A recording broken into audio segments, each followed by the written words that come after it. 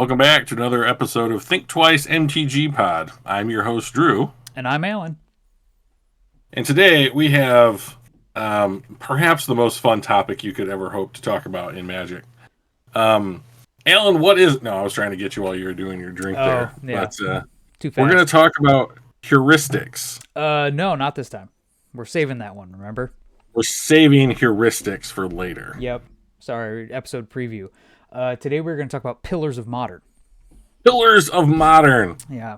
I prepared for another topic, so this will be great. Oh, okay. Well, yeah, we said we were going to run this one kind of off the cuff anyway and see how it goes. Yeah. So for anybody who's not familiar with the term pillars, I mean, I guess if you really want to do the heuristics episode, we can just go off the cuff on it. We're going to do pillars. Okay. I'm committing to pillars. All right, everybody. We've decided on live on the episode topic, so here we go.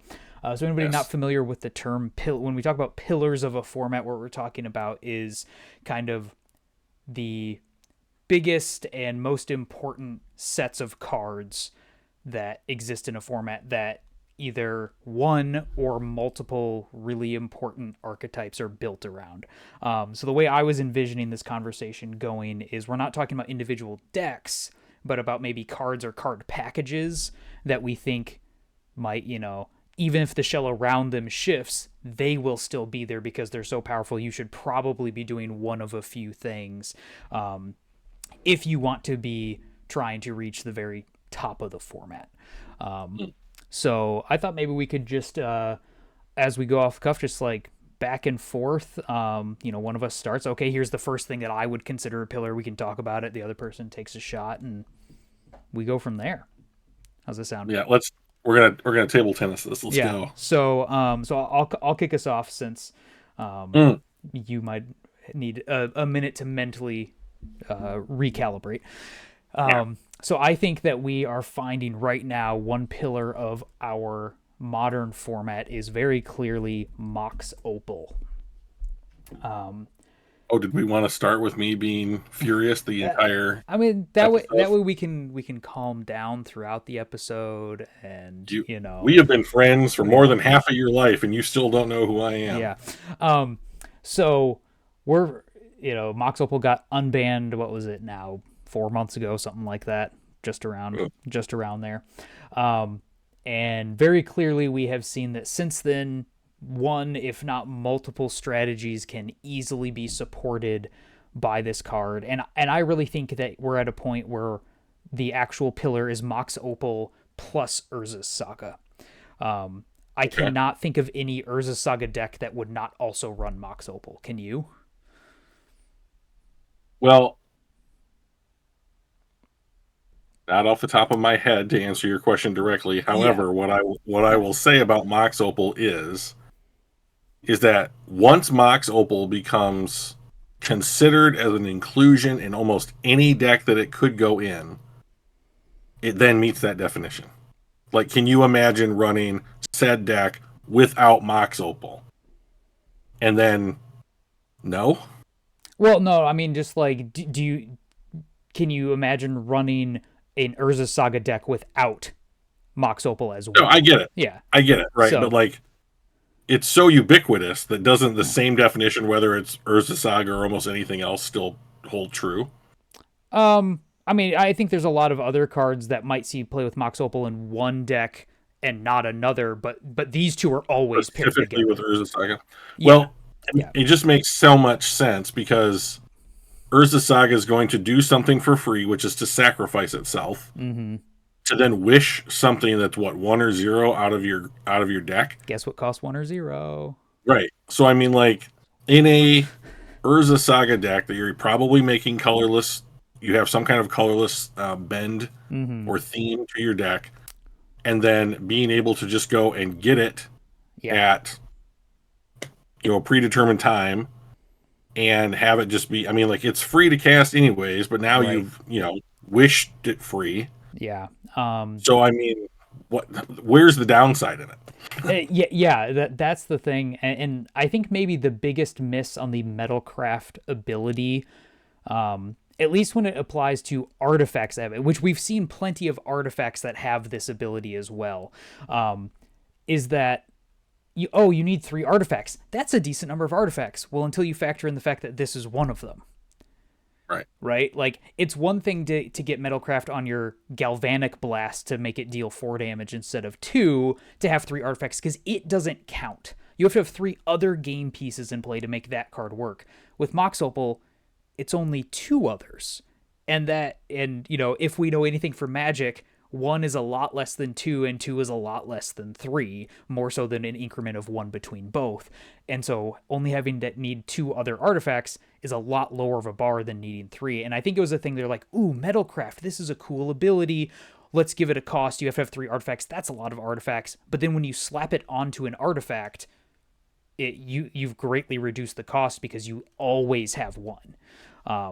And so I think that's one of the things that it gets to your point where, like, what's the downside? I have to put some artifacts in my deck, but now it's not even necessarily that you have to just put artifact cards in your deck. We've already talked about Urza Saga that naturally makes artifacts. Tamiyo is now a highly played card that makes artifacts. Tamiyo also happens to turn on Mox Opal's best friend, the other Mox in the format, Mox Amber, because it's a 1-mana legendary creature. Now if you go Tamiyo Mox Mox, as soon as all you need is Tamiyo to attack, and look, you have your 3 artifacts, and now both of your Moxen are turned on, and you have 500 mana on turn 2. So I mean, let's just play that out for a second. So Yeah. you go turn 1, you play a land, and you put Tamiyo on the battlefield, and you untap with it. Yep. You go Mox Mox, attack with Tamiyo. Now you play a land. You went from 1 to 4 mana. Yeah, 4 mana on turn 2 is huge. I mean, I have been looking for a way to do that with other combinations of cards and have not found one. I can get from 1 to 3 100 different ways. Yeah, I remember when Flare of Cultivation came out, you were like, look, you can get to 4 mana on turn 2 if you go Arboreal Grazer into this, then you play the second basic, and you're like, what can I do with 4 mana on turn 2? And, the problem we were running into with that is, well, you have to draw a bunch of pieces together, and they have to be the right pieces, and then you have to have the payoff. Well, guess what? We've already talked about Urza Saga. Huge payoff because you can start making constructs really fast and then do other stuff. Normally, the decision tree with Urza Saga is, do I make my constructs or do I use my mana for something else? Opal kind of says, I get both. Tamiyo, at minimum, because you have the Tamiyo, the 2 extra mana you make from the Mox just draws the card. From your clue, you're like, okay, now I'm up a card, and maybe I find the next thing. You pair those with Emery, and that is a really powerful shell that we've developed around the center of it being Mox Opal. I think you staple Urza Saga to Mox Opals because it's another powerful card. I watched part of a video day that Corey Baumeister put out, and he's been playing the Breach deck in Modern for literal years. For the whole time it's been available. Like, basically. 2 years ago when nobody else was playing Breach, he was putting out a video like, guys, I swear this is the best deck in Modern. You should play really it. Good. And then Mox Opal came back and he's like, oh my god, this is the best deck in Modern. But he was playing the Thopter Sword combo today in the video. And guess what? It still had this same package of Mox Opal, I believe it had Mox Amber as well, Urza Saga. It's playing Urza now. He's doing that with it. And so even if with Urza, even if your Mox Opal isn't turned on, you can still tap it for a blue mana with Urza. Yeah. So, hey-oh. So I think just what we're seeing is that Mox Opal to me is very clearly one of these like structural supports of the Modern format. Whether we like it or not, it clearly is at the moment because it is one of the most powerful things you can do. And another reason why I think it makes it a pillar is it's not just a single deck that's doing this.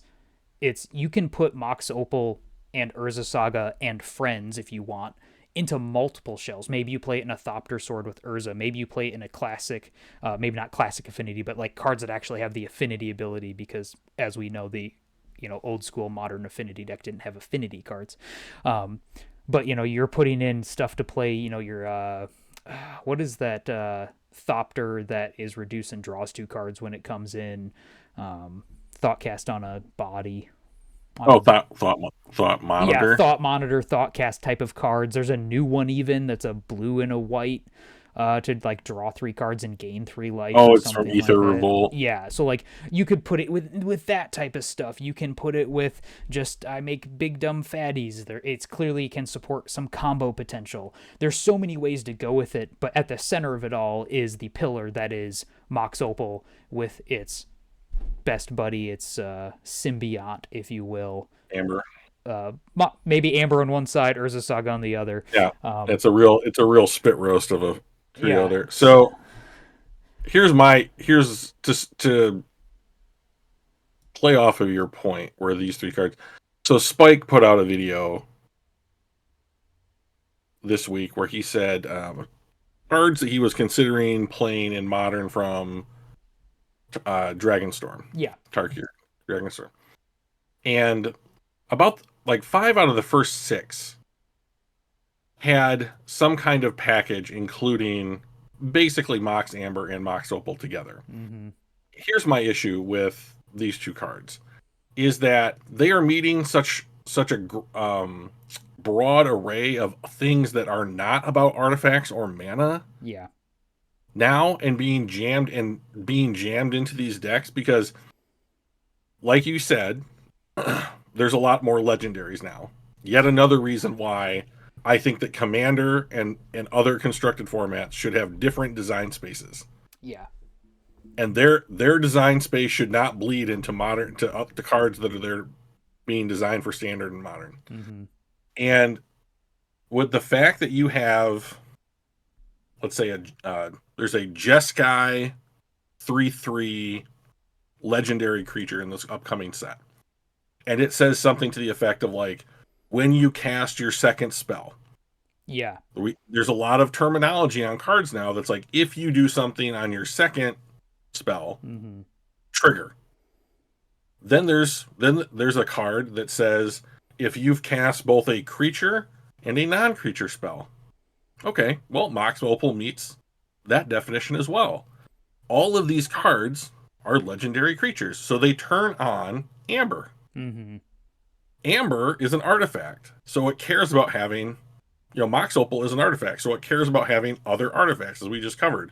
So now these two have this ever greater latticed synergy together. Yeah, And it's like tendrils creeping out throughout the format. And I think Bauble, Amber, and Opal are going to be everywhere in Modern. Everywhere in Modern. This is Golgari Grave Troll all over again. Like if Opal doesn't get rebanned, I'll be shocked. Because yeah. this is what it does to a format. Mm-hmm. And it's even easier to enable now than it was when it got banned. Correct. Yeah. So like, do you have any idea what Opal's going for right now and what Amber's going for? Last time I saw Opal was 180. Right. So if you want to put those 2 cards as 4-ofs in a deck, I did some math. You're putting in just over $800 worth of cards. So if they take over the format, the barrier to entry into Modern skyrockets. It basically doubles the cost of decks. Yeah, and it is an extremely high price. Yeah, I just on Scryfall I just looked at the prices, and like the lowest price that they had listed for Opal was like 155, and the lowest I see for a Mox Amber is like 51. Yeah, so this crap. reason is one of the reasons why I have gone to basically Jeskai Energy. Mm-hmm. So that I can main deck Wrath of Skies. So that I have one tool that I can use to get rid of this stuff. And there is a dragon that is coming out in Dragonstorm, 2 and a white for a 3/3 flyer that basically says activated abilities of artifacts and a bunch of other stuff doesn't work. Mm-hmm. And that, guess what, folks? Like, you better buy that card if you want to have any play, sideboard or no, against these Mox Opal decks, because they are coming. Collector Oof is also a good one to have in Yep. your binder. Yep. So if you like, so Alan loves playing cards like fucking Green Sun Zenith and it's not Collected Company. What is it? Court of Calling. Court of Calling. So that's a great target Mm-hmm. for. It's in the binder. It's in the binder. Just waiting for when I need it. So, yeah, just ways to attack those decks on the mana is great. That's our first pillar of the format. That's the first one. First pillar of the format, whether we like it or not. You got Done. one. You got one on the top of your mind, tip of your tongue. It was the first one that came to mind. All right, go for it. Guide Pride. Yeah. So the thing about Modern Horizons is that in each set we have cards that have been designed almost as if they were you have to play these two things together. Yeah, Modern Like Horizons 2 Archon of Cruelty Persist, same set. Yeah. So I think about it and I'm like, is this one idea that they split into two cards? Because that's what Guide Pride feels like. They so perfectly pair together that it's almost disgusting. Like there's no way that it wasn't planned for them to work together. And can you tell me why Ocelot Pride is $40 and Guide of Souls is like $2.50? I don't understand. Ocelot Pride is where that shit comes. Is that just it? Is that because there's less of them? Yeah, it's just because there's that many isn't less. Isn't Guide a rare? Yeah, but there's what mythics show up in like 1/8 of packs have a mythic and the other 7 have a rare. So out of every 8 packs you get 1 mythic. So that's why. And then so it's just mythics are just going to be more expensive, especially when you think about the fact that everybody who's probably buying for Guide of Souls is also looking to buy for Ocelot Pride. So their demand is exactly equal. Right. And so just with limited supply, we did the pencil trick in, like middle school or whenever you first learned this. I remember we took a pencil. I wish I had a pencil close to me and I don't. And I remember what we did in my economics classes. You made a little paper flag on each end and you stapled it around your pencil. One side said supply, one side said demand. And you held it in the middle and you just did like, oh, supply raises, so demand lowers. And so now we can know price went down. And then the other thing, supply lowered and demand now goes up, because even if it stays the same, it's like the demand is higher than supply. So if demand is higher than supply, then price goes up. And like it was this little tool we used in economics class, and that's it. That's why. I think this is a great pick though as a pillar of the format, because it was one of the first ones that came to mind too when I was thinking about it. And we see this right now in Boros Energy. We've seen it in the green-white deck that you like, that we talked about in our last episode, maybe? The deck is so impressive. Something like that. I am flabbergasted that this combination is still not stock in Orzhov. I do not understand it. Like, so are you telling me that Aether Vial is really better than either of these cards? Of course it's not. Yeah, and so like I think it's just a matter of time before people will just come to their senses in Orzhov and it's like, oh yeah, we should just play the really strong cards and we'll get rid of some of our crappy cards because I don't need to play 4 Flicker Wisp, and we'll be okay without the Aether Vials, and I'll actually have good strong 1-drops in my deck, and all of a sudden my win rate goes up. Weird. And hey, guess what? These cards offset the life loss from Ketramos, and so you can just draw cards freely and not care. And then what would be really cool to do is when your Ketramos attacks, give it flying because it needs another keyword and 2 more points of power, so you gain 2 more life, so you can draw that many more cards. So the list that I'm on Goldfish and I'm looking at the very first Orzhov. It says aggro. Okay. Sure. List on it that I see. Here's the non-lands. 2 Emperor of Bones, 2 Orcish Bowmasters, 3 Felia, 1 Boggart Trawler, 3 Flicker Wisp, 4 Ketramos, 3 Witch Enchanter, 4 Overload of the Balemerc, 4 Solitude, 3 Ephemerate, 3 Fatal Push, 2 Prismatic Ending, 4 Thought Season, 3 Relics. Yeah. So to me, I think you can easily shave some of those higher numbers, and then you don't need as many of the MDFCs because now your curve's lower and you actually have an aggro start to, I don't know, somehow make it an aggro deck. And like, I just don't get why this isn't in there. I find myself very hard pressed to find an argument where this 2-card combination does not make the cut in that deck. So I mean, to me, right off the bat, I would drop all the Thought Seas and the Emperor Bones and the Orcish Bowmasters and just play it out. Yeah, I think right now the builds are still built around like, oh, how we have to have everything has to make me draw cards with Ketramos. And I'm just Yeah, like, you could dial it back to like 8 and still be like, okay, we're not yeah, losing anything here. Ketchmos is still great. Now I've offset the downside of Ketchmos, plus I have an aggro start if I need to, and you're telling me that, like, guess what? You still have ephemerates or whatever, and I'm just going to ephemerate my Ocelot Pride and trigger my Guide of Souls again, and now I've got another energy, and I'm going to get another cat, and that's going to give me another energy and another life, and, like, come on. Like, don't make this hard, people. Don't try to be smart. Magic players always do this. We try to be smart, and we outthink ourselves. And it's like, you're playing white heavily. Play the two best white cards. Game plan. We Yeah. did it. I mean, I think I've asked you in the past, like off camera, basically saying like, if you're playing white, should you not be playing? I mean, should your deck not start here, no matter what it's trying to do? Pillar. Right. There we go. You're playing artifacts. Mox Opal. Pillar. You're playing white. I mean, Guide Pride. Pillar. It's the whole thing white went from virtually unplayable in Modern for years to okay, we have a deck at the top of the form. We have two decks at the top of the format now after the bans. Yeah. And like it, to me, I mean, this is just like they printed these two cards, and I think that I would have to ask Orzhov players like, what's the reason why? Yeah, and I cannot imagine a answer that they would give to that question that makes me go like, oh, that makes so much sense. You're absolutely right. And I'm like, did you even just try it to like just put them in there? Because the only answer I think I could accept is like, well, I didn't put both cards in there because Ocelot Pride is really expensive, and so I only put Guide of Souls in. And I'd be like, I buy that. I don't buy Ketramos, Bailmer. Come on, man. I mean, like you're at in some this point you deck got to pick $100 already. I mean, what's Yeah. another 100?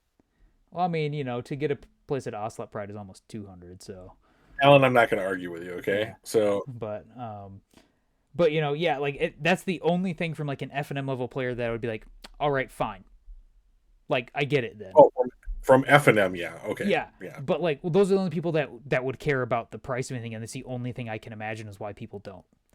Because you're telling me that all these people putting up MTGO lists aren't renting their cards anyway, and so it doesn't matter. I mean, like, is it that you have to go up to the next tier of rental service because the deck is so dang expensive in order to get to it? Like, I've never played the deck, and so like this is coming from a place of zero experience with it, but I cannot come up with an answer as to why these cards aren't in that deck.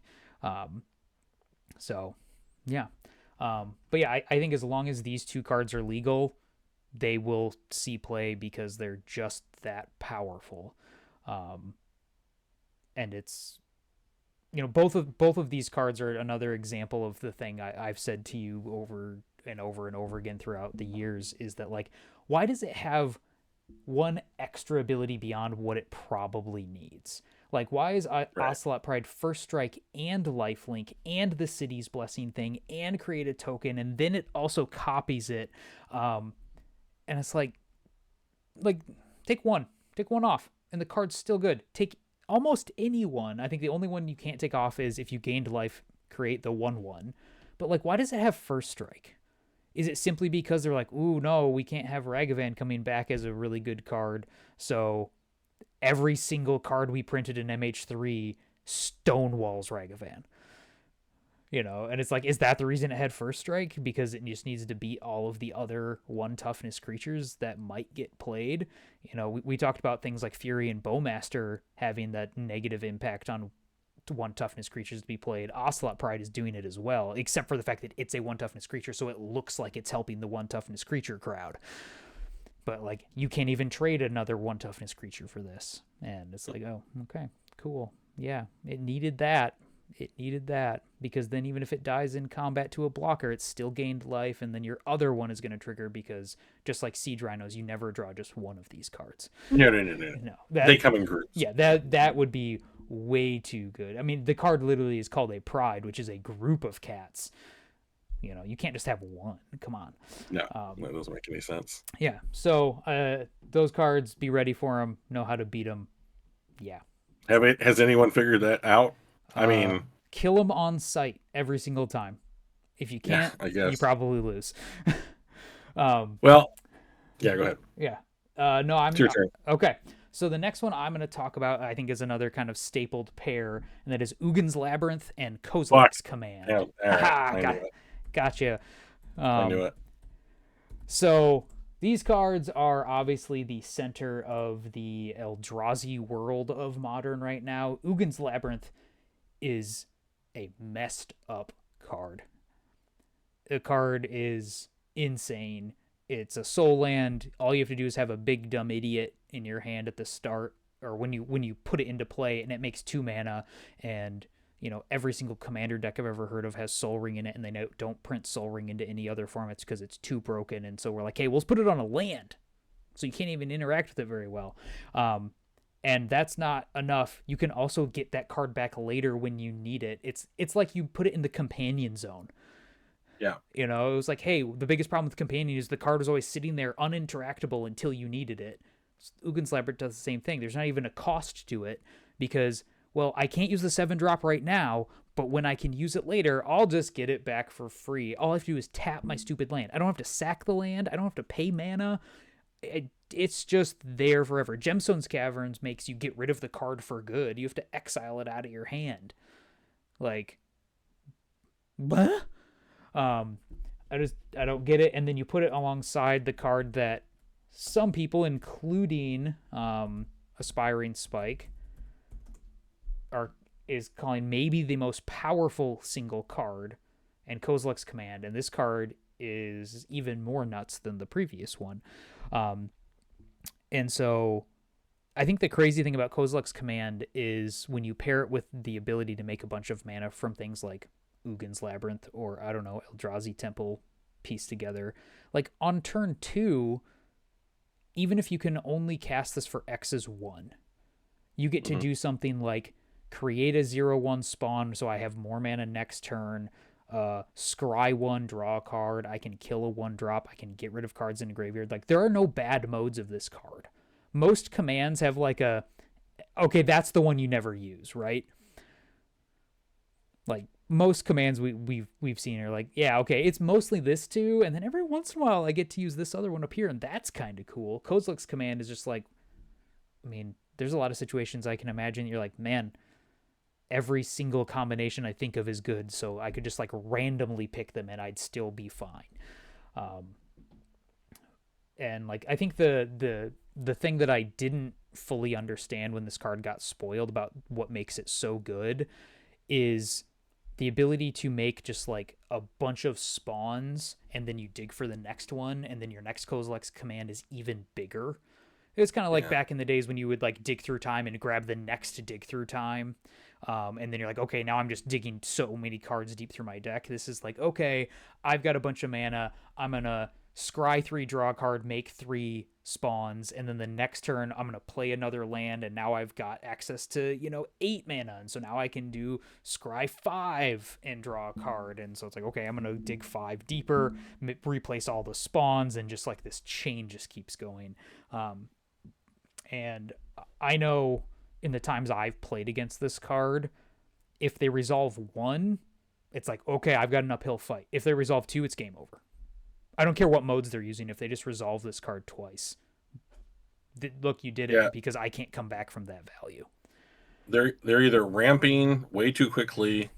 I mean, it's a multiplier on your ramp. It's not just like, oh, I went from 1 to 4. It's like, no, I went from like 6 to 12. Like, so I continue to harp on there's too much versatility on the top end of the cards in Modern, because you can do what this card normally does, which is get you to a Eldrazi Titan. Or you can have a backup plan of, I will play Glaring Fleshraker? Yeah. And now so I cast the spell, trigger, I have a bunch of drones hit the battlefield or whatever, scions. and that's 1 damage Yeah. to all, to my, however, and then I have all this mana, and I can continue to cast all of these Yeah. colorless spells, Right. Yeah. and it's They just like just feed the this chain. machine gun effect on your opponent. And so, like, Mm-hmm. I mean, is it interesting? Yeah. Do I want to take advantage of it? Sure. But like, Kozilek's command is right right around a card I'd watch for a potential ban, because Yeah, and maybe when with is it ever going to be any worse? yeah, it's only gonna get better now. Now the new Ugin from Dragonstorm's coming, and that card looks New just I bonkers. mean, think about, so you were just talking about like, oh, I'll do this on turn 2. So now, like, Yeah. so think about this. You go Soul Land turn 1, and like you've got your Devourer of Destiny to help you set up this Yeah, draw, right? So of you're course. 11 Yeah. deep, right? So you go Soul Land, Exile Ugin, or something, another, or Devourer, Yeah. and then you go Eldrazi Temple, end of turn, Kozilek's command, make 2 guys. Mm-hmm. If you go, I don't know, is Eldrazi Temple? It's not legendary. No, it's not. So let me Ugin turn 3. I mean, fuck that. Yeah, it's and then what you do with the Ugin is you put the Ugin down, you zero, you add 3 colors man, and you cast another Kozilek's command for X is 1. You exile You know, something else. You get rid of a second creature and the thing that they need out of their graveyard, and you're like, here's the thing that I was so when okay, so let me just, I need to look at Ugin for a second, because I was thinking about this the other day, and I was starting to get sick to my stomach. yeah. So what is it? Ugin make Drew cry, something like that. Eye Something like of the that, or yeah. Storm. Mm-hmm. Yeah, I spelled it wrong. Yeah, Ugin, Eye of the Storms. Okay, so whenever you cast this spell, exile up to 1 target permanent that's 1 or more colors, so you can't hit lands. Thank Whenever you God. cast, yeah. Well, I mean, does that seem out of place for something like this? I mean, So it'd be stupid. whenever you cast a colorless spell, exile up to 1 target permanent that's 1 or more colors. So let's say you have the situation that I just outlined. You've Ugined on turn 3, right? Mm-hmm. You plus, and you get 3 more mana. And even if you cast like Matter Reshaper or Glaring Flesh Raker or another Kozilek's command, now you have like 1 or 2 of these other things left over. Or like, what happens if you go something, yeah, like the plus is going to do so much. Here's another thing that I'm worried about. Is there a deck that uses the Eldrazi lands in order to cast Ugin early, and then is like Mox Opal, Mox Amber, Bauble, exile, basically wrath your entire board? I wouldn't be surprised to see something. So I mean, like, I think Ugin is going to demand sideboard cards that say the following: destroy target planeswalker. Well, I think that's even too late for it, because once it's hit the battlefield and like these play sequences we're talking about, how many permanents do you have in an average game on turn 3, Drew? How many do you think you'd have? 2 or 3, Yeah, maybe right. more. Yeah, but like 2 or 3 is probably a normal sort of number. You maybe played a spell on one of your turns, a permanent on the other 2, whatever, right? So if you're casting Ugin on this turn 3 scenario, even if it's turn 4, you cast it gets rid of one of those permanents. Yep. Then you use the 0, add 3 mana, cast something else. Let's say it's the nightmare scenario for you and it's Kozilek's command. Well, so then Mm, Ugin gets rid of your second permanent. Kozilek's command gets rid of your 1 drop, and yeah, also draws them a card, or makes a Scion, and then they can cast a 1 mana colorless spell they have. You get rid of the third permanent, and it's yeah, like, and you've been time walked out of the entire game. like not yeah, like not just timed up for a single turn, for every turn you've taken. And Yeah. so if your then follow up is destroy target planeswalker, they're like, fine. I literally got your entire game so far for my 1 card, not to mention whatever else they did on the other turns. So to be honest, Ugin is $60 right now, and I think that's so much lower than what it's going to go for once people Yeah. actually start playing it. That I'm actually like, should I spec on this card and buy low at 65 Oh bucks? God. God. Because I'm really considering doing it, because like, when I saw the card previewed, I was like, oh, okay, like, that's fine. like someone playing like old mono green Tron or whatever, like you're going Yeah. to turn 3 this some amount of the time, and then how is this really worse than Karn Liberated? And then I was like, oh, wait a second. If I make mana and then I cast those stupid Chrome Stars or whatever, Mm-hmm. and it's like, oh, you've wrathed them out of the game, you're done. Yeah.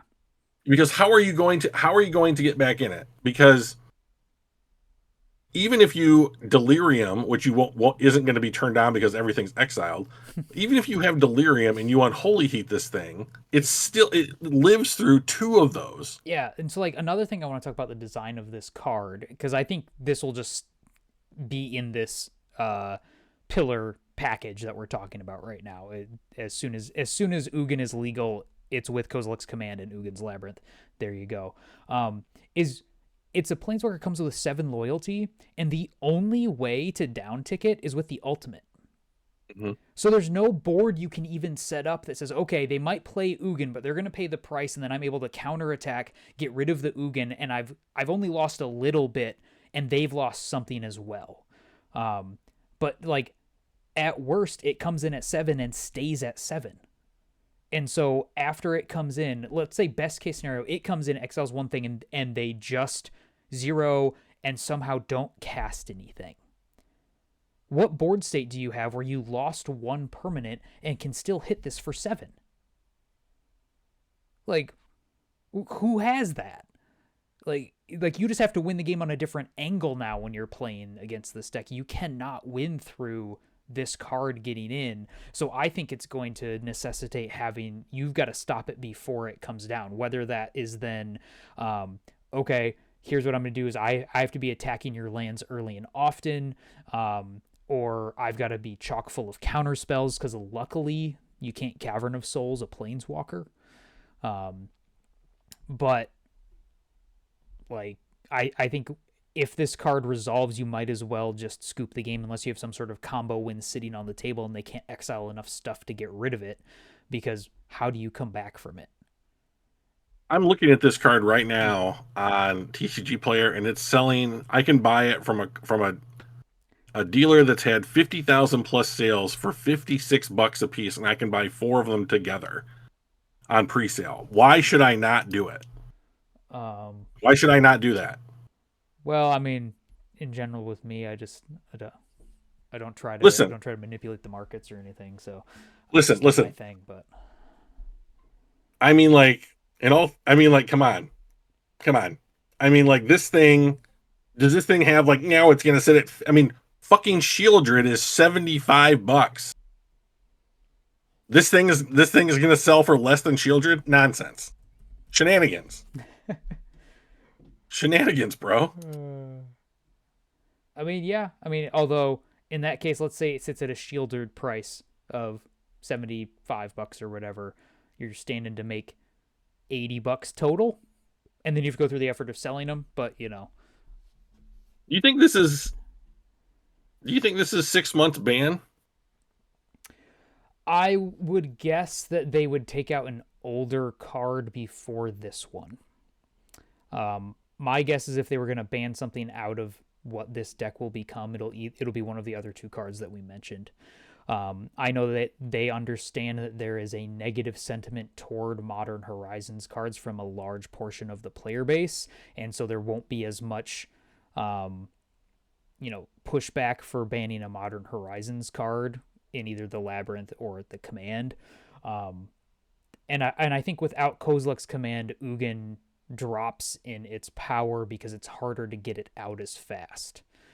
Then you probably have to think about going back to a traditional Tron shell where you're actually running the Tron lands. No, will not do it. And so, so will this card be banned in 6 months? I don't think so. Just because they can take out the thing that sets it up and does so many other things for the deck. Like, take out Kozilek's Command from these Eldrazi decks, even with this Ugin that we're thinking about, and you take away a lot of the teeth, because Kozilek's Command is so many things from that once. It's, okay, I can kill the creature that is threatening me right now and ramp. I can get rid of the thing that you need in your graveyard to enable your strategy and buy me time and dig for the card I need. And it does so many things that those decks traditionally don't have. Like the thing that was always you could rely on when you're playing against like Tron or the big mana colorless decks was like they can't really kill my creatures effectively, and if they do, it's with Dismember, so I'm getting a couple of hits worth anyway. But you could kind of be like, I'm putting my creature out there, and the only thing you have is I'm worried about an O-Stone and an All Is Dust, and you have to have Tron online for both of those things anyway, so I'm not too worried about it until I see all of those lands in play, and then I can start changing the way I play. Where Kozilek's command now says, like, you get access to the mana very fast. They have the ability to dig for their cards, and so they have card selection, which they never had before. It was always just like, well, sometimes you natty Tron and sometimes you just draw a bunch of like chromatic stars into chromatic spheres and back and forth, and you just do nothing because you have no way to actually filter your deck, and so you're kind of reliant on the one big thing you did draw. But Kozilek's command changes all of that because it gives those decks the interactive element that they never really had before. I'm unhappy. No. I don't want it. Well, I don't want it. What's your next pillar? It's the only other one that I could really come up with, and this is the only deck that these two cards are played in, and they're played together, and that's Amulet of Vigor and Primeval Titan. Yep. And I love Primeval Titan. I tried to come up with a Reanimator deck that put Prime Time on the battlefield. Mm-hmm. Just to get the I'm going to go get 2 lands out of my deck, because I believe heuristically in thinning my deck, right? And I maybe put too much emphasis on that at sometimes, but I believe in it, and Primetime does that. It does it a lot. It does it more, and it's a nightmare of a card to get off the battlefield most of the time. And so I thought, if you could turn to this somehow, like you do that stupid Archon, like these two guys seem like they're peanut butter and chocolate, or whatever. So, but here's the thing about at least Amulet of Vigor is I don't understand in a deck that makes that much mana, why Primeval Titan is the only thing that it's ever tried to do, really. I mean, why not? I mean, the combinations of things that I have seen either Primeval Titan decks do or Amulet of Vigor decks do is so unbelievably varied. I guess you have to have Primeval Titan in it to really get it going, but yeah. It just seems like being able to untap a land and do kind of I'm going to Lotus Field, untap, 3 times, make 6 mana or whatever. We can't find other payoffs. We can't find other things to do with that mana. Well, I think I just don't believe it.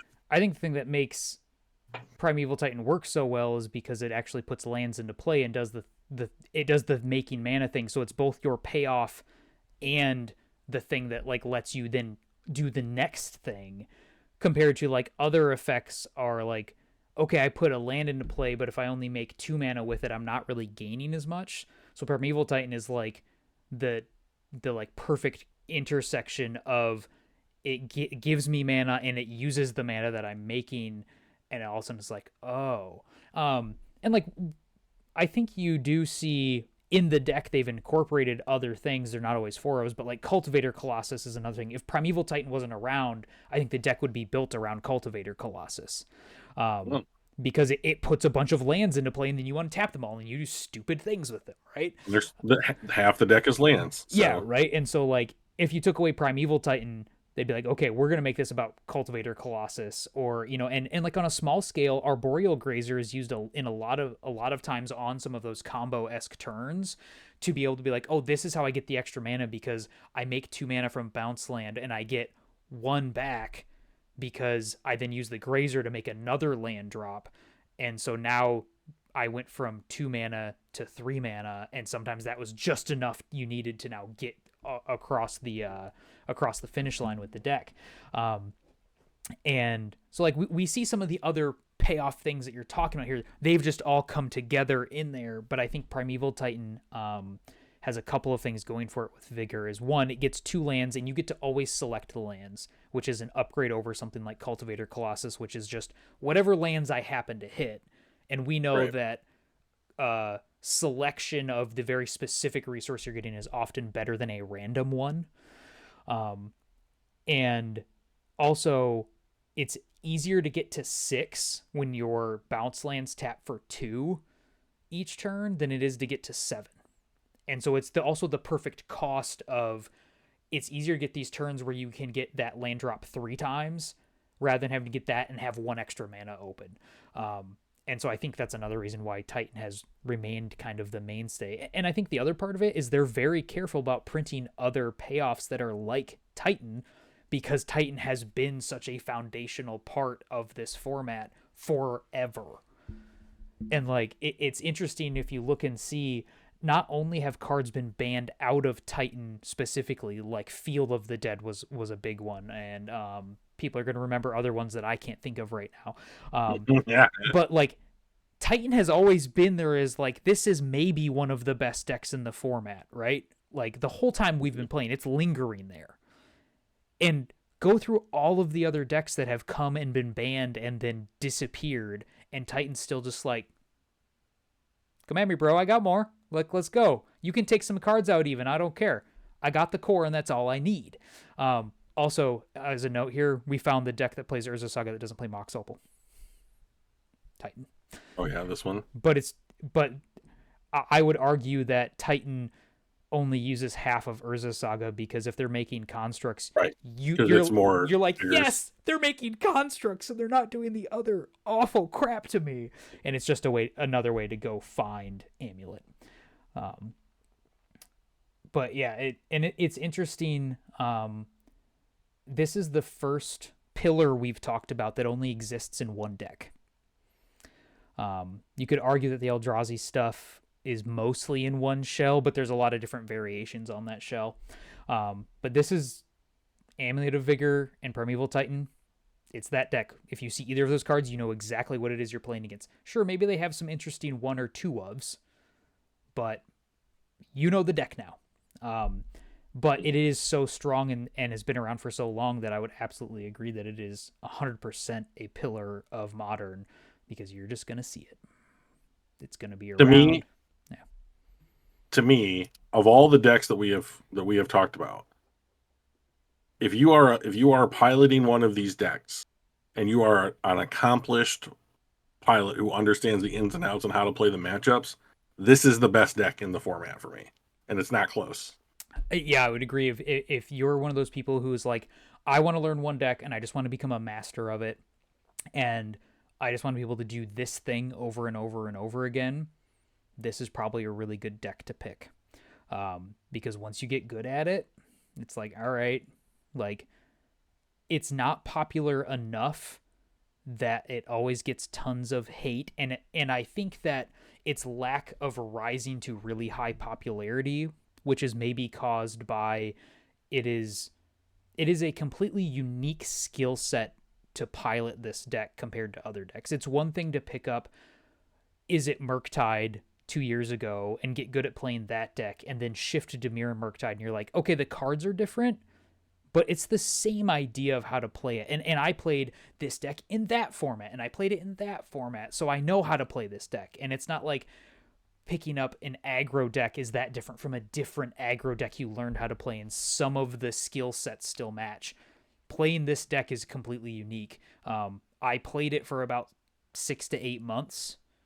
Gosh, 3 years ago now. God, 2022 is 3 years ago. Ouch. Sorry, I'm dealing with the existential crisis over here, everybody. It's worse. Yeah. And the deck was insanely powerful. It just turns out that I didn't really enjoy the goldfishy nature of the deck, where it feels like you're mostly playing by yourself every time. So it wasn't the play style that I really enjoy. But if you're okay with that, like, this deck will reward you for spending time and learning it. I play Storm, so this calls to me. Yeah, it calls to right? my soul. Yeah. So yeah. So maybe instead of specking on Ugin, just buy this deck. So I think that this deck has. So I would love to, except Amulet of Vigors are like ridiculous, and Ugin Urza Saga is ridiculous. Yeah. So this deck is a great example of I think maybe the frustrating thing I have about Magic card prices, and we're not going to talk about card prices over and over and over again, people, but I'm going to. like when you look at the card prices for stuff in this deck, you want four Arboreal Grazers, $1. You want an Aftermath Analyst, $2.50.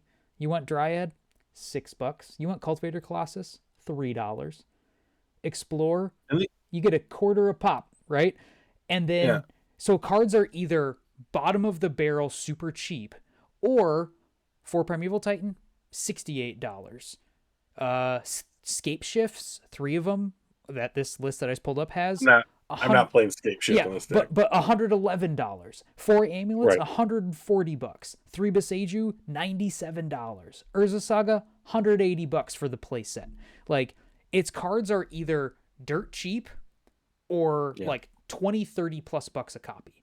And Mm-hmm. it's, I'm not one of those people who's going to complain about, oh, the value of my collection is going down every set. It's like, this isn't an investment opportunity. This is a game. Like, You it's, can't borrow against your collection. yeah, like So. it is like, this game is best when more people can access it. So, Oh yeah. and I know some people are not going to like this opinion that I have, and I've had this conversation with people who don't, is like, if you're valuing your Magic collection as some sort of investment and in its money's value, you need to sell it right now and go do something else. Like, don't look at this way. This is a sunk cost that every once in a while you can actually get a little bit back from, which is nice. I'm somebody who is constantly, like, to the point of 5, 6 plus times a year, I am selling cards, mostly to Card Kingdom. Okay, not sponsored, but shout out. That because I'm just like, I'm not using these cards anymore. They've risen a little bit in value, so now I'm at least getting my trade-in credit back on what I paid for the card. And so I'm sending them out, and I can get new stuff, and I kind of keep the churn going. And I purposefully keep my collection kind of small and limited, because then I'm not also pulled in like, well, I've got 8 decks I want to play, and I only get to play so often, so which one am I gonna pick now? And then I like feel guilty that I have cards sitting there that I like or want to play with and then don't play.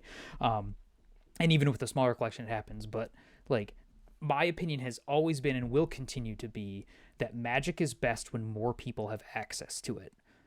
And so it's great that some of these cards are super cheap. And I don't mind if you have to pay $5-6 for a copy of a card. That's a reasonable price for a decent card, in my opinion. Okay. Not every card. Some cards it's nice when they're a quarter. But not reprinting cards because people's collections will devalue is like the worst answer that I get from anything, and it like makes me want to rage, because it's like, no, like, let people play the game will be better, and then in the long run Wizards will make more money because more people want the cards. And who cares which ones they're trying to get from you, Wizards? Just print cool cards and we'll buy little gambling packs of them, or in our case, we'll let somebody else do it and just buy the good things out of it. But like, so this is a frustrating thing because you'd look at Amulet Titan, and if you look at half the list, like, this deck's so affordable. It's like $100, and I have all of these cards. Oh, the last 15 are going to cost me an extra $600. Mm-hmm. Dang, that sucks. And so, sorry, rant over. Yeah, my rant's also over. I mean, Okay. like, I love Amulet Titan. Mm-hmm. I love it. And I don't mind. I mean, this is one of the only decks I don't mind losing to, because every time I lose to it, it's so unbelievably impressive. Yeah, you're like, oh my god, how'd you pull that off? Because that was just I cool have to watch. I have had Titan players dead to rights on my next turn, and I had them like, oh, I've got this jujitsu hold locked in, chokes on, baby. Like, you have nothing, and then they are just like, I'm just gonna, on this turn I'll play this one card, and now I've made 30 mana, and I've got 4 Titans, and you're dead. You're dead. Yeah. And I'm like, that was really cool, but I don't like losing. Mm-hmm. So, all right, so I've got 2 kind of maybe like pillars to be, or something that junior pillars. yeah, something that I think so. The first one, Columns. we don't have to talk really extensively about these, but the first one that I think could be an up and comer or could eventually become a pillar of the format is Green Sun Zenith. Um, I think the card's extremely powerful, um, but people haven't figured out the best way to utilize it in the format yet. I know Aspiring Spike plays around with a lot of different sort of. He has a deck that he calls Nautilus Nadu, that essentially is like, it uses Risen Reef and I think Titania and Sylvan Safekeeper Oh to like yeah, make tons of stuff and do shenanigans like that. Um, I yeah, yeah. I play this card in Yawgmoth, and I know playing it in Yawgmoth that I'm not maximizing the card because it can't go find Yawgmoth itself because Non-green creatures, because right? it's not a green card. But I think there's space for this card to become a pillar of the format. But maybe it needs something to be printed for that to happen. Maybe it needs a shell to be found. But I think this could be a up and coming, or maybe we're starting to see the first couple of pieces of marble built onto the pillar, but it's not all the way to the ceiling yet. I'm gonna disagree. Okay. So tell me where I'm wrong. This card is used for one of two things. It is either used to ramp on turn one, Yep. or it goes and gets a combo piece. Mm-hmm. Okay.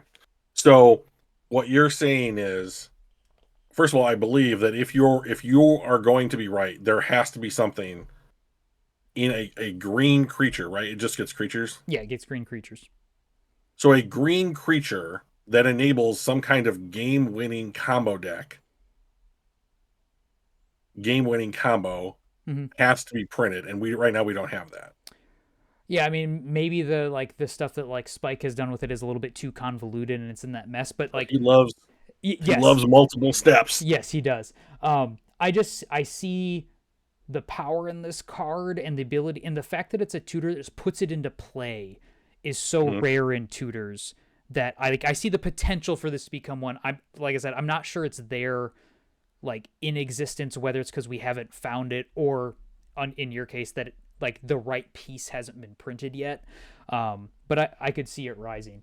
I have one other one that I feel like should be a pillar, and I'm Hang on not. before we Yeah, you hang got on more comments on Green Sun? before we move on. Um, if Green Sun, which okay, so I like it shuffles back in, so it's not exactly card disadvantage, right? It's Yeah, card neutral. yeah. You traded a card, you get a card into play. So You played a card, you get a card. yeah, Okay, so I don't have a problem with that. You're basically paying one more than the CMC of the card you're going to get. yep. Okay, it's a sorcery. Mm-hmm. Okay, so if we are talking about if it's not going to go get a combo element to win the game when it enters the battlefield. So I could see you going and getting this for like Samwise combo. Yeah, and that's the type of combo it enables. Like, okay, it gets the final piece that I need, but I think you need a combo where it finds like 2 out of 3, or it can find all of the pieces you need. So like, oh, I've drawn this one, I need this one, and this goes and finds it, but it represents both in my hand when I draw it. I think So, playing it as the fair way, like it doesn't go get a combo piece, is not good enough. okay. So then here's my question. Both Summoner's Pact and Chord are instants. Mm-hmm. So then if we are talking about a game ending element, why are we not talking about Chord or, in my opinion, Summoner's Pact? Um, so I think Summoner's Pact is an interesting idea. Um, I think often it's Summoner's Pact only works when it absolutely wins when you cast it, where you can cast Green Sun in a combo style deck and not have it be your winning turn, and you can still get that value because it's like, well, I get this one into play, and the next turn I'm set up to do this thing that you can't do with Summoner's Pact because you have to pay for Pact on your next turn. Right. So you can only cast Summoner's Pact when you're able to use it to go win for the most part. And so it loses out on the like, it can also be a value piece. And so I think that's why Summoner's Pact hasn't seen as much. And Chord is just that it costs 3 plus the cost of the creature. So it's just harder to enable. And so Chord is really good in lots of creature decks. And I think often what you're going to find is that if you're playing Green Sun Zenith, you're probably heavily incentivized to play Court as well, so they actually are a pair. Yeah, they're Yeah. they're So it's just, yeah, oh, now I have 8 tutors. Sweet. This actually lets me do my thing. yeah. Chord Zenith. Yes, exactly. So the last one that I want to talk about briefly that I feel like should be a pillar, and maybe it's just that the other things with it are too fair, or maybe it's just that not enough people have want to play the more reactive style. But the last thing that I think either should be or maybe is a hidden pillar is Force of Negation. I just think about so many of the things that we've talked about already, and Force of Negation is like one of the few things that is actually like, I can answer this stuff and do the thing that we've talked about a bunch over our many, many years of discussing Magic together is I can push my presence on the board or work toward my win condition and also still stop you and not have to make a decision between, do I hold up my counterspell or do I advance my board? You can go play my thing, even though I have no mana. I can also now stop your Ugin from resolving, and so I don't just lose on the spot. And I think that sort of play style is something that, like, Force of Negation feels like it's almost right there, but maybe it's drawback of the time, since you can only pitch cast it on your opponent's turn, is maybe just enough that it's just like, well, it's nice if you can play it, but not actually good enough to kind of serve a force of will role.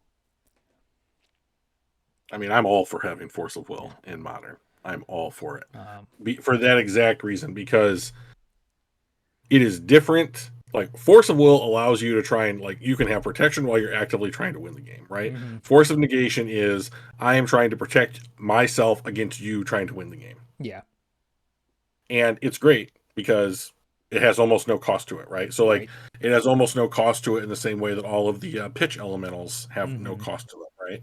So, when you can get to cast cards for free, the value of those cards skyrockets. Yeah. So I love Force of Negation. I think it's a wonderful card.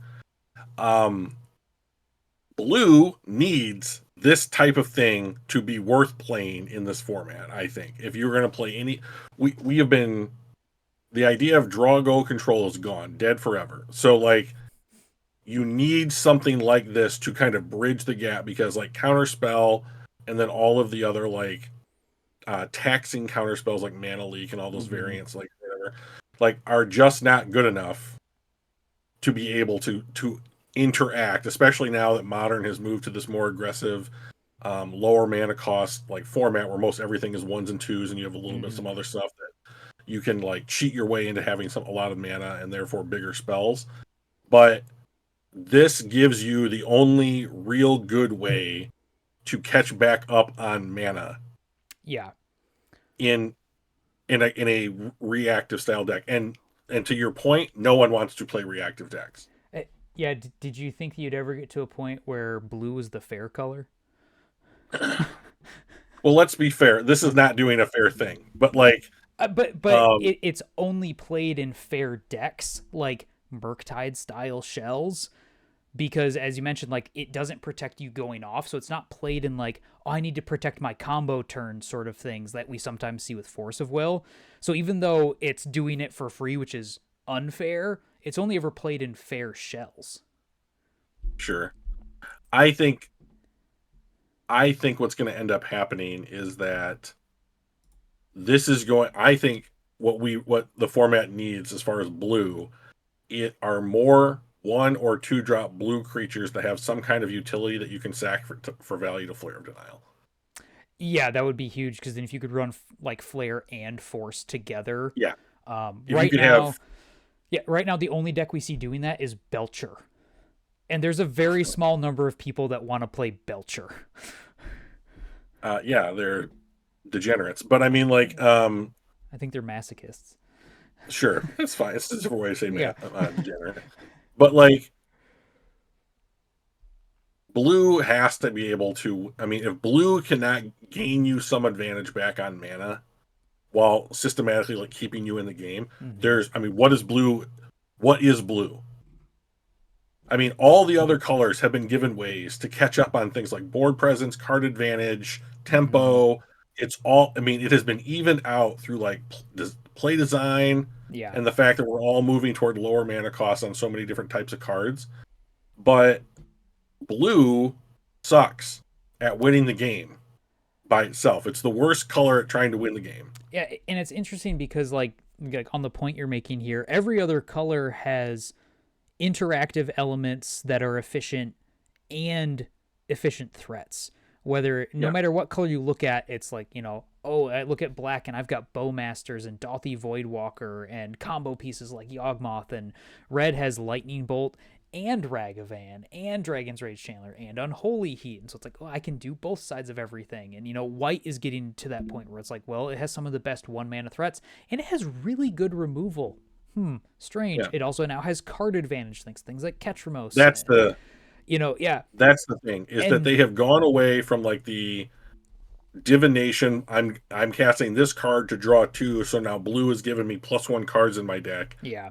To now like everyone else is paying off some other type of resource, energy, life, mana, whatever it is, in order to get ahead on cards, and they're doing it all in different ways. And blue has not had any kind of equivalent, like my horse is still in this race. Yeah. And So, besides Tameo, what's a really powerful low mana curve blue creature that gets played in Modern? I mean, so this is the problem, is that the design space has not Yeah. has not put in those types of into that niche, right?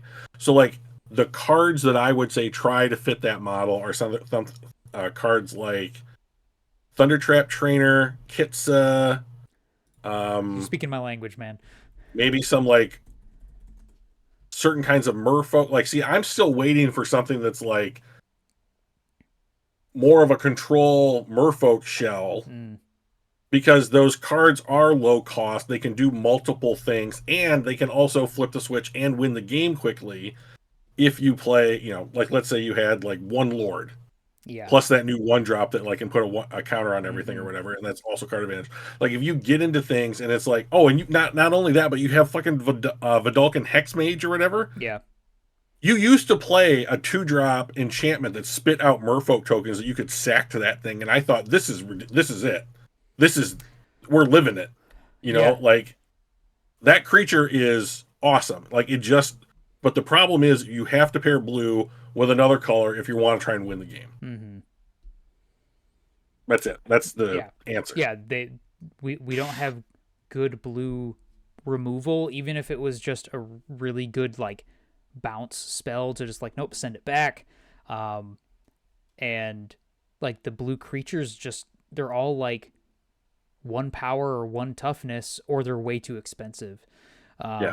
And besides like Tameo and Emery, I struggle to think of many that are even played. And it's like, okay, sure, Tameo is really powerful, but like we talk about white creatures that get played, and we talked about 2 already. You notice how we didn't mention Tameo except for in conjunction with Mox Opal.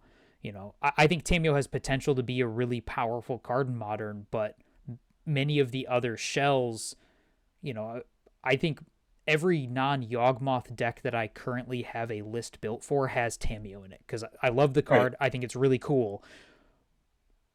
But those other strategies are not playing on the same kind of axis that these other decks we've talked about are. And it's like, that kind of sucks that, Tameo needs a friend. They all do. So, I mean, Emery is a good creature, but like she is not there to proactively win you the game, in my opinion. Emery's the same thing you're talking about with Green Sun Zenith. Like, if Emery's not finding you combo pieces, what is it actually doing? It's not. So I mean, like, it's not in your deck then. You are playing Emery with artifacts, so you can play it for 1, right? And if you're not playing it for 1, is it even a good card for what it does? No. So I mean, like, and then what do? You're going to mill cards. Okay, so like if you are looking to actively fill your graveyard, Emery helps you out there. But like, how many decks do you see Emery in that's like, oh, I have a mix of artifacts and sorceries and instants and all these other things? Those don't exist. It is, I am good at hitting artifacts because those are the things that I get back with Emery. Yeah. So I mean, like, so she is stuck in this parking space of I get played with the artifact. Yeah. And so, and like you can grind out value, but you can't get the same kind of value out of Emery that you get out of something like when you used to be able to play Grief or Fury, Right. banned cards, and so like she's just the best of what's available Yeah. in the format, and like to be honest, like I think having like if you do have a bunch of like really good cheap blue creatures that like get you incremental advantage across a number of different resources, then like blue might be too good. That's the problem with blue is Right. that blue either goes from like it's fucking trash to it's unbeatable. Mm-hmm. So I mean, like I don't know what to do. Yeah, I mean, I wish even just like Delver was playable. Yeah, and That'd it's be not great. right. I Yeah, I mean, mean, well, we have DRC, we have better Delver in DRC, so right, and it's not just better in modern. It's kicked Delver out of legacy builds of yeah. Delver. Um, Yeah. so it's like, oh, okay, yeah, we'll just play these other ones we've got, and so even just like the classic, like the one blue aggressive creature that you still have to jump through hoops for, just doesn't cut it. So, So I hang on one second. So yep. Spike in his Dragonstorm preview video had a combo of things that I think is going to be pretty interesting, which was there is some two drop red creature, Mm-hmm. and it's like it's either it's like some kind of like Burning Tree Emissary variant or does something else. But the whole point was you could play this or like Burning Tree and then sack it. Oh, and then you would play um Pyretic Ritual or Desperate Ritual off the mana it generated, Oh, and okay. then you could stack it and play the Red Flare to copy the ritual, Oh, okay, yeah. giving you 6 mana on turn 2. Cast your dragon. Cast your dragon. So now Mm-hmm. you've got three, What, like three, four, 4/7/7s or something like four, that? Yeah. 7/7 dragons, and Yeah. like okay, beat that. I mean, like you Mm-hmm. could wrath out the tokens, but then you still got a 4/4 dragon on turn 2. Yeah. So I mean, like that's the thing that blue can't do. So like blue could generate the value, Mm-hmm. but there's no payoff for the value that blue generates. So like I think that force of negation, when I'm like I want force of will in the format, it's because force of negation is halfway there to being really, Yeah. really good. But like force of will is probably too good, and there's no intermediate turn that you can add to force of Yeah. negation to I, balance it. I guess the one thing you could do is you could print a force of negation that you can pitch cast anytime, but it still only hits non creatures to be halfway to force of will. So we got force of negation, force of will, and uh, force of we hope this isn't too good, Yeah, or I'm whatever. just I So, mean, when I look at what the other colors have done to be able to catch up on every other access to what blue was good at, say 5, 10 years ago, mm-hmm. I think to myself, okay, I mean, if you're gonna unban Jace, like give me Force of Will in the format. Yeah. Like how much are we really I mean, you have to have a highly concentrated deck of blue cards. Now that's Mm-hmm. not difficult to do, but you are, I think you are downgrading the overall quality of your deck if you're jam packing blue or hybrid blue cards in it in order to facilitate using Force Yeah. of Will. It's still not Brainstorm, it's still not Ponder. Right. So I mean like it's not, it doesn't have its tag team partners that won the championship belts or whatever with it. Yeah. So I mean like we'll never see Force of Will in modern, I guarantee it. But like Right. it needs something between where Force of Negation is now and what Force of Will is Mm-hmm. capable of doing to keep blue relevant at what blue is being used for in this format. Yeah. So And Flare of Denial just has proven to not be it so far. right, it needs Mm-hmm. the fodder. Yeah. It needs it. All right. So I have an idea for one last thing that'll let us end on a high note here. Oh, I love high notes. Okay. So we talking about pillars. So I want Mm, you to think for a second, and I want you to give us your card that you think is yeah. playable in modern, that you wish was a pillar, but won't ever be. Oh shit, that is an excellent question. If you want me to start, I can start. Please do. Please do. So Cry this forward. card has started to see a little bit of play. Yeah. Hold on, I want to pull up the cool version that I have to Mm-hmm. show over here because I You have the slow. so this is one of those moments where I'm like, hey, I'm really glad that I like I didn't spec on the card, but I bought it because I liked it when it was way cheap. This is like another den protector kind of moment. Um, Oh God. I bought my copies of this card. I don't have four, I have two. When it was like $8, and it's now, hold on, let me scroll down and see. Okay, so it's down a little bit. It's now at 26. It was at 40 at one point. Um, but the card that has seen a little bit of play that I really like, that I wish could become a staple, because one, it would also mean that a certain style of gameplay is kind of like very viable in modern, is Kaito Bane of Nightmares. I think that card's underplayed. It's a very cool card. It definitely shines in certain styles of matchups and then feels really bad in other ones. But so one, for some reason, ever since they printed the first Kaito, like I've just liked the character as well. Sure. I've kind of liked all of the versions of Kaito. I'm like, ooh, maybe I can figure out how to play this one. I played the original one in like the sideboard of like shadow decks after MH2, and it was for the thing that people always say they have cards in their modern sideboard for that doesn't actually exist, and that is the grindy matchup. Because there aren't grindy matchups. They're like, when people start their card advantage or advantage engine, it just spirals out of control, and unless you're matching it with yours, you've lost. And so it's all about stopping it in its tracks, not who can grind better. It's, I stopped you from grinding and you didn't stop me, so I win. Or we both grinded, we have no resources at all. So so I really like this card. I think it's extremely fun. I think it brings in some really interesting ways to play the game, and like brings in some of those mind games that I know, Drew, you're a fan of like making your opponent be like, ooh, what does he have, and like, is he doing this thing, so should I play this way or should I then go this way? And I'm like, ooh, what cards in my hand? And you know, it incentivizes people sometimes to make bad blocks, and it punishes them for making the kind of autopilot mode of, I'm just not going to block your 1/1 because it's not worth it, or I want to make sure my creature's wrong thing. You're like, okay, now I upgraded it into a 3/4 hexproof planeswalker that generates card advantage or shuts down your creature over and over again. So really cool card. I think it's at the fringe level right now of modern playable, because if you're in a matchup where like I need to stop that one thing that's actually trying to attack me, rather than you have a whole board full of stupid little idiots, it's really good. It comes down, it gets a hit in, you freeze your opponent's creature, it hits again, then you freeze your opponent's creature the next time. It can get bigger every time. It's surveilling and drawing new cards.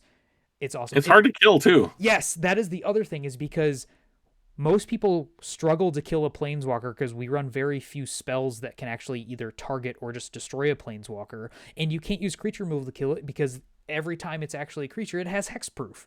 So you're like, all right, here we go. This is sweet. I think the other fun thing about it is with the ninjutsu ability, if you're using things like Orcish Bowmaster or Brazen Borrower as the card you're ninjutsuing, you get to reuse that thing. Like, it feels great to play down a Bowmaster, ping your opponent, swing with that Bowmaster, bounce it back to your hand, have a Kaito in play. I hit you for 3, I surveilled 2, I drew a card, then my next turn, my Bowmaster's ready to play again. Like, that is a really cool sequence of plays to me. And so this is my card that I love. I wish it could be a pillar, but it probably never will be. I don't have a good one card like you did with Kaito. I have a type of card. Okay. And that's planeswalkers. You cannot play planeswalkers in modern anymore at all. Unless and they're the only 1 mana. Okay, so like and that's where I was going, is that like there are two that I really see play. Mm-hmm. And they are flip walkers. Yeah. And so you either play Tameo or I play Ral in Storm. Mm-hmm. A Johnny, I guess, also would count here, but also correct. Also a flip walker in the exact same cycle you're talking about. Before you continue a little bit, what is your favorite classic planeswalker that like you're thinking about? Either one you've played in modern or you wish you could play in modern.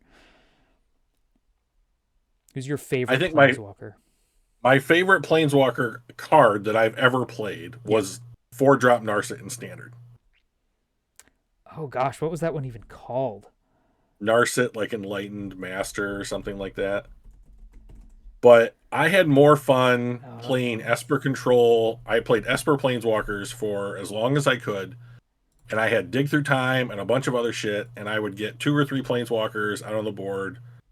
I would play Ob Nixilis, the 5-drop Ob Nixilis, the 4-drop Narset, and then yep, like Ugin. yeah. It is a Narset And Transcendent, by the way. Transcendent, yeah. Yep. Love that card. That was made the most fun I've ever had playing a Mm-hmm. Planeswalker. In Modern, the most fun I've ever had playing a Planeswalker is Lily. Veil. Yeah. And I almost wonder if we have too many ways now to so we have a lot of cards that care about discarding. And I wonder if there's something for Lily in that realm. If you can just Hmm. get tick up once while she's still alive, which is asking a lot, but like if you could tick up once while she's alive, is that enough to like I have I get to draw a card or I get bolt out of this discard because I have monument on the battlefield? Mm-hmm. Do I get to add +1 to marauding Mako? Yeah. Like, do I get to put something in the graveyard that I can use then to reanimate? Like, but it is sad to me that we do not have planeswalkers, even Ren in 6, Yeah. that you play. Ren in 6 used to be just a value engine that I thought was good and not broken. Like you just didn't miss land drops. You just got to continue to play Magic every turn. And I thought that was great, and it is not good enough anymore. And I think Yeah. that is sad because we have lost an entire type of cards. They are now regulated to like rewards that you get when you complete the achievement on the Mm-hmm. creature half of the card. And I'm like, this should say something about modern. Like if we can't are planeswalkers just for standard and pioneer anymore. And if they are, that's really sad to me because I'm not going to stop playing modern in order to play planeswalkers. But planeswalkers is one of my most favorite types of cards, and we Yeah. just don't have them. Mm-hmm. Yeah, and I think maybe a lot of that is like the value of planeswalkers is always like the longer they sit around, the better they get. But we don't have games that That go long. that go very long. So like your Remnant Six example is like if you spent 2 mana to get back 2 lands and then the game ends, you're like, oh, okay, that wasn't as great. And compared to, well, I'm just trying to end the game on turn 3 or turn 4 with my giant haymaker. And like I think one of the other interesting things is I know there'll be people who are like, well, but what about, and they'll bring up cards like the new Ugin that we talked about earlier today, or 4 mana Karn. And the thing that we're seeing now is the planeswalkers that are playable are ones that have these static abilities, and it's really you're playing them for the static ability, and the bonus is the planeswalker abilities alongside them. I mean, think about this. Dating back to War of the Spark, which was now years and years Yeah, ago, what, 2019? and like we have gone through 2 different play design philosophies since those came out. Right? They Mm-hmm. they were the hallmark of a new play design philosophy in Standard, the Fire philosophy. Yeah. And now we have a different play design philosophy that's solely for Modern, which is to make it more like Legacy. So like unless you give me cards that are like Dark Ritual or something like that, where I can drop a 3-drop Planeswalker on turn 1 with some kind of Mm-hmm. frequency, Yeah. like some kind of like predictability that I can do this game in and game out at some like meaningful percentage of the time, then like they're not going to be played, you know. And I think that like you go back to War of the Spark and it was like, oh, are planeswalkers good enough? I know you'll just get an enchantment level effect on Yeah. them just for playing them, and now you get recursive advantage every time they're on the Mm-hmm. battlefield. This is the reason Deathrite Shaman was banned. It was a 1-drop planeswalker that was too good for the Yeah. format, right? So Yeah. like now we've increased their playability in order to get them down, and then if you're 4 mana, it doesn't matter, you can't be played, you're just too expensive. Mm-hmm. And then if you're 3 mana, what are you doing that helps you like either stay alive or disrupt your opponent to the, you know, so like Karn, you can't, your opponent's artifacts can't activate. Yeah. That is as useful as being able to wish out of your sideboard. Mm-hmm. So I mean, like, you have it coming and going. So like we've talked a number of times about like answers and threats. That's what Karn is. Yeah. It's an And like I thought the static ability on planeswalkers was interesting on like the uncommon ones they did in that War of the Spark set that only ever had downtick abilities. And I wonder if they started to shift some of the planeswalker design space to less of like the old school way of like build up, build up, build up giant ultimate ability, and we're more of just like kind of like an expendable resource. And it's like, okay, I'm yeah. going to pay 2 mana for this thing, and it has some sort of enchantment like static ability, and I can do two small things. I can do one small thing each turn, and after 2 turns it's going to be gone. Because I think of like the 3 mana Narset that draws cards and like your opponents can't draw more than one card. That card's interesting. I think it would be more interesting if you used its ability twice, it used up all of its loyalty. Sure. So it's like the planeswalker comes in, aids you in the battle, and then leaves again. Isn't just sitting there forever. The way they designed most of those, where you could, like, Narset is a great example. You use her ability twice, and then she's just sitting there with one loyalty left over, and your opponent still has to deal with the kind of annoying The loyalty effect. counter. Yeah. But like maybe treat them more like sagas. It's like it's gonna be here for a certain amount of time, and then it disappears. So you know that you can outlast that ability, and you'll be able to draw cards in 2 turns time because that thing will naturally leave. And so I wonder if like a slight shift in Planeswalker philosophy of design is something like it's set up as just like you have this effect always at this point in your turn, or maybe like once per turn you can do this, and then if you do it a second time you get the effect, but now the Planeswalker's gone. And that way they could make them cheaper and less of like, well, we have to have this balance of like, well, what does it build to? And it's too good if it gets to this too fast. Just don't make it like, not every planeswalker needs to have an I win button, which is what most of the ultimates were. And I know that none of them ever happened. Yeah, that's the problem. Is it's you're playing a planeswalker for 2 abilities, not 3, and the third one was just like, well, eventually, like, this is a thing. I always talked about using my favorite planeswalker of all time is Liliana the Last Hope. Yeah. And it was always like, well, the cool thing about the card is that she threatens going up to her ultimate. And then that's a game-winning thing because, like, you just can't beat the value. But, I mean, she had to be sitting around for 5 turns before that happened. And often it was actually like, if I get a little bit of value out of the plus and I can use the -2 twice, that's good enough. So if the card just didn't have the big game-ending one and was instead, like, maybe 2 mana and you change the effect a little, and it's always down ticking, and it's like, well, you can choose to do this or you can choose to do this, and you can get this one twice or this one once. I think that's a cool design space, and then allows them to be played a little bit more because you can make them cheaper because you don't have to balance their cost with, well, if it stays for a couple turns, it's just going to win the game. Just take away the ability for the card to win the game, and you're fine. So when the new Ugin was previewed, one of our people in our play group was like, "Oh, this card's great," and I was like, "Oh, what do you like about it?" And they were like, "Oh, you just win the game when you get to the ultimate." And I was like, "Yep, that's half the planeswalkers I've ever been printed." Yeah, go grab any random planeswalker, and most likely it's something big enough that's like, "Oh yeah, you win the game." So I'm like, most people who cast Ugin will never, ever get to that ultimate, because this is what's going to happen. They're going to cast it on turn 3 or turn 4.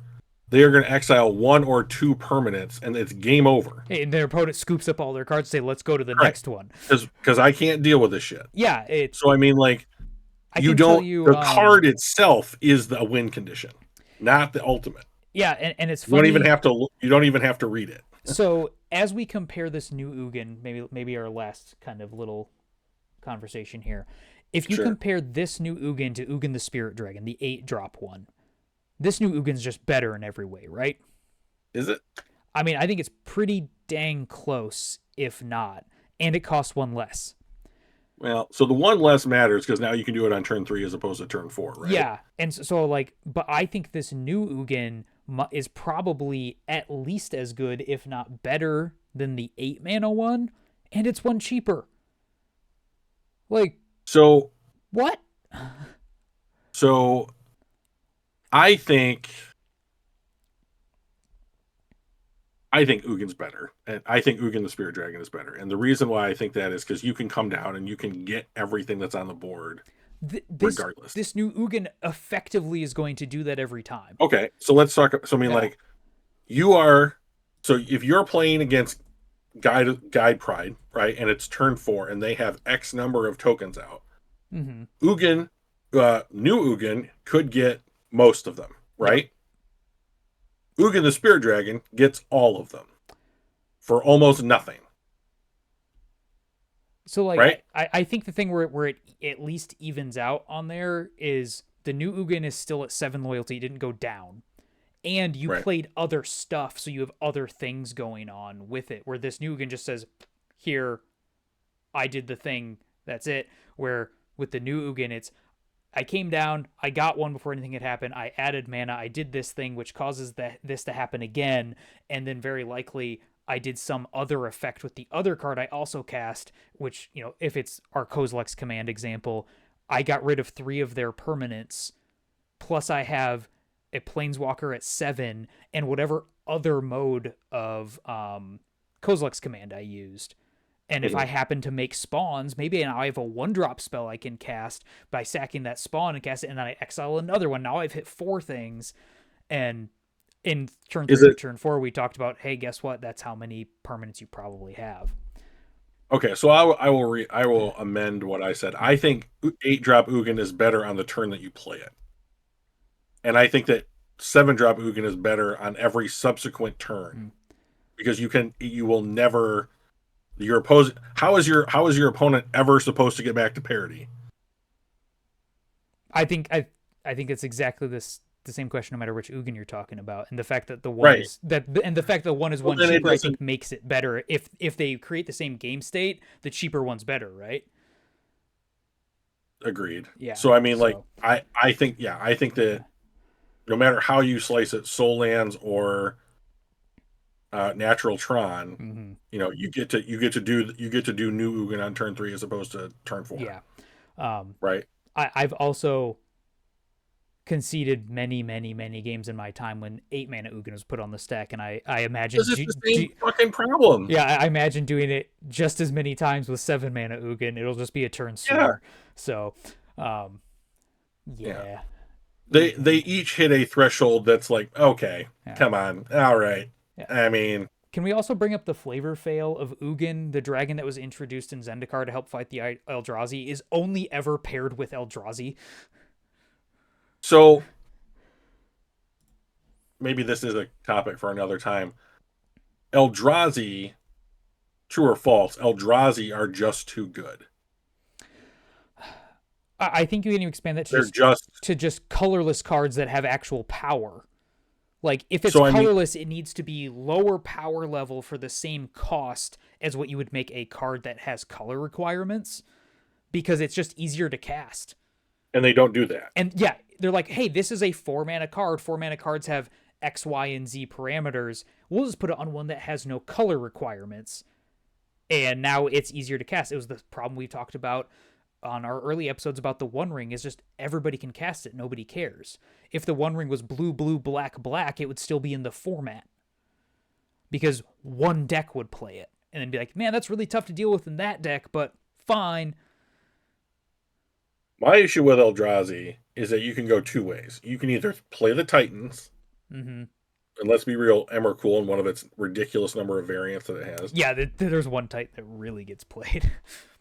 Yeah, and um, it's not common anymore, which I think is unfortunate because maybe it just doesn't win fast enough or hit hard enough. But like Etron style, Yeah, like 2 to 3 to 4 creature was still a nightmare to deal with. yeah. I think that's just like instead of it being Thought Not Seer and you mentioned the 3 mana Matter Reshaper. Reshaper, Reality Smasher stuff, it's now Sowing Micah Spawn and Brood Scale and Flesh Raker because they just printed better ones in Modern They have better Horizons 3. synergy with everything else, Yeah. right? So, Yeah. um, so yeah, There Yeah, you go. pillars. These are pillars of the format. Pick yours and build upon it. Yeah, I think to kind of wrap up the whole conversation, the idea that I always think about when I think about like pillars in a format is if you want to be doing the top level of stuff, if you're looking to try to, break your way onto the pro tour or, win the modern challenges that happen every week or whatever, you should probably be doing something that involves at least one pillar of a format because the reason why those things are ubiquitous and show up over and over again is because they are the most powerful things to do. And if you're choosing to do something else, just understand that you are choosing an uphill battle and there's nothing wrong with that. I think you and I especially do it on most weeks. We choose to fight an uphill battle because we don't like playing some of this style of stuff, or we just don't want to buy Mox Opals. I'm straight up a Magic contrarian. Yeah, Drew's like, that's the most popular thing. I will not do it on Right. So like principle. one week I could be like, I have this deck, I have the entire 75, I'm loving playing it, and they make Mhm. one ban and now it's the best thing, and I'm like, this sucks and it needs to get out of here. Like, Yeah, like this is stupid. Who would ever play this? Idiots. and right. Sheep. And that's Yeah. that's the reason. And that's my problem with some of these like ramping into like a 7-drop on turn 3, like especially something like a 7-drop like this new Ugin or like Mox Opal plus Amber, is like I just don't think it rewards intelligent or good gameplay. Yeah. So I mean, if you teach a 10-year-old how to natty Tron or whatever, I mean, what are you we doing? I mean, you they just win the game as fast as someone who's great. yeah, you just draw them. Yeah. That's how every Yeah. Tron player's ever done it. You don't have to worry about anything. You just look at your hand and go, "Oh, I have the 3 Tron lands. Sweet. Those showed up together. Nice. Yeah. Always love it." Yeah. So, That was a good anyway, talk, buddy. yeah, a little ranty filled, but that's okay. Listeners, let us know how you liked our a little bit more impromptu one. I mean, no, this was totally planned. We had all the same preparation. We didn't come in thinking we were on two different topics at all. Ignore That's that. a lie. That was an April Fool's joke It because that was a few days ago or something. was. No, I mean, I think every once in a while it's fine to have a little bit less of a structure going in. But we will probably plan to do most of our episodes on our normal sort of cadence with our, multiple segments and all that sort of stuff. But if you enjoyed this one, let us know, and all that sort of jazz. Yeah. I mean, magic is for everybody. Do what you think is best. Take from our knowledge and have fun. Mm-hmm. Adios, All right, guys. everybody. See you later.